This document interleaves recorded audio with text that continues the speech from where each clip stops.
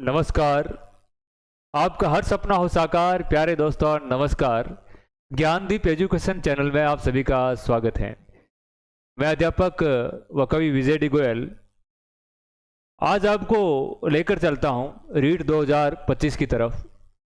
मेरे से कई साथी मिलते हैं जो कहा करते हैं कि सर पढ़ाई में मन नहीं लगता, आखिर तैयारी करे तो करे कैसे।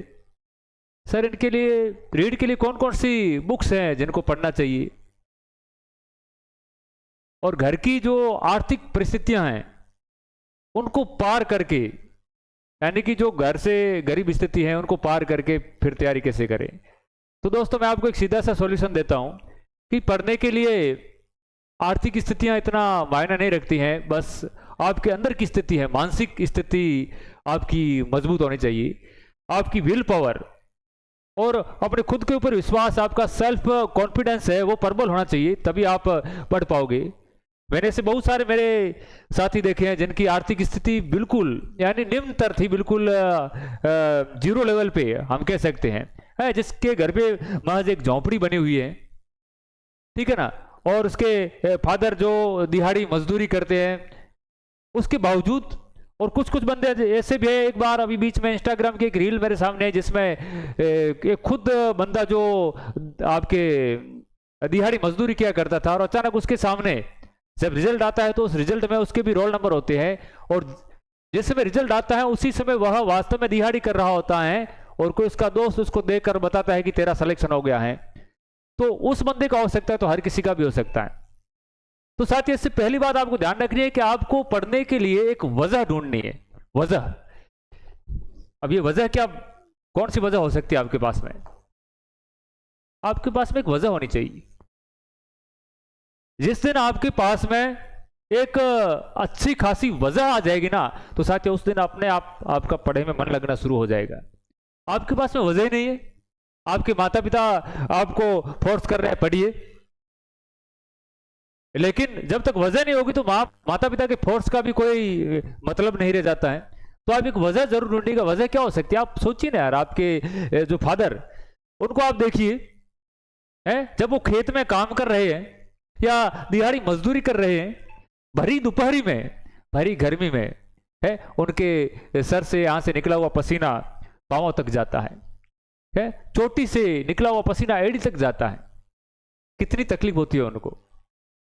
तो आप उनके पसीनों को देखिए, और आपको वो वजह ढूंढनी है कि मुझे एक वजह मेरे पास ये है कि मेरे फादर के इस पसीने को मेरे को सुखाना है, ठीक है ना। आज मेरे फादर इतनी जो आपके इतना कठिन परिश्रम कर रहे हैं, मुझे एक दिन ऐसा लेकर आना है कि मेरे फादर मेरे घर के अंदर, ठीक है, बिल्कुल कूलर लगा के आराम से सोए हुए हो और उनका पसीना सूख रहा हो।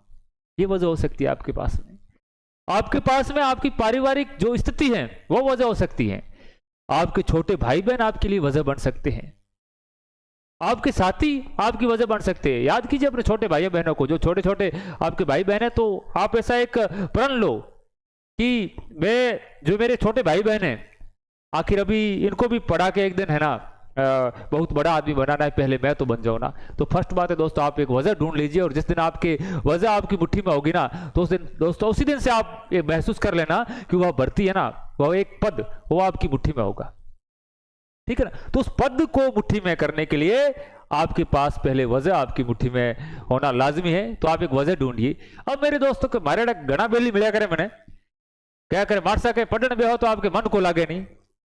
अरे भाईड़ा थारो मन लागी किकर, थारो मन तो बाहर भटक तो रहे, ठीक है, और थारे इवड़ेर में कहीं खटक तो रहे। तो पहला जो कोई इवड़ेर में खटकने वाली चीज है उन्हें तू बाहर निकाल है, पचा थारो मन लागणो है।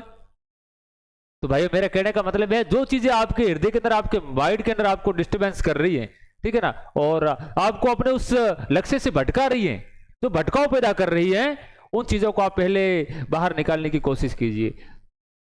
बहुत से मेरे भाई से मिलते हैं कि सर जितना बाहर निकालने की कोशिश करते हैं उतने याद आते हैं।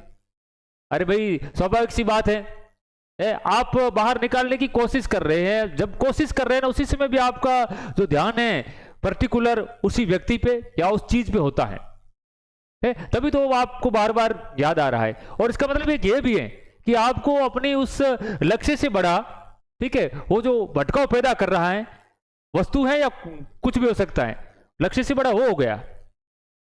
तो जिस दिन आप लक्ष्य को उनसे बड़ा मान लेंगे, भटकाव से बड़ा मान लेंगे, तो आपको पढ़ने से कोई नहीं रोक सकता। दोस्तों कुछ मेरे साथी ऐसे कहते हैं सर मैं पढ़ने बैठ जाता हूं, ठीक है ना, अब जैसे मैं बैठा तो लेकिन महज आपके 10-15 मिनट बाद में पढ़ा ही नहीं, आधा घंटा या 1 घंटा पढ़ लिया, 1 घंटा पढ़ने के बाद में सर फिर मन नहीं लगता, फिर बैठ नहीं पाता हूं, फिर मेरा मन करता है कि बाहर जाऊं, घूम के आऊं। तो मेरे दोस्त कुछ ऐसी भौतिक चीजें हैं उनको मैं सुधार कर लेता हूं। अब भौतिक चीजें क्या हो सकती है, तो पढ़ने में मन क्यों नहीं लग रहा है? फर्स्ट बात तो मैंने जैसे कहा ये भटकाव को आप दूर कर दोगे, और उसके बाद भी आपका मन नहीं लग रहा है, तो क्या आपके आसपास का वातावरण ठीक है ना पढ़ने लायक है? ठीक है, आप एक ऐसे रूम में रह रहे हो, ठीक है, जहां आसपास में जैसे आपके रोड के ऊपर की साइड का रूम है, ऑन रोड हो, तो वहां पे बहुत सारी गाड़ियां जा रही है जिनकी जो हॉर्न्स की आवाज है आपको परेशान कर रही है, ठीक है, तो भी आप नहीं पढ़ पाओगे। दूसरा, आपके घर में भी थोड़ा बहुत ऐसा डिस्टर्बेंस हो रही है, वो भी जा रही, तो भी नहीं पढ़ पाओगे, ठीक है। तीसरा, जैसे आप जिस बिस्तर पे पढ़ रहे हैं, क्या वो आपका बिस्तर कंफर्टेबल है?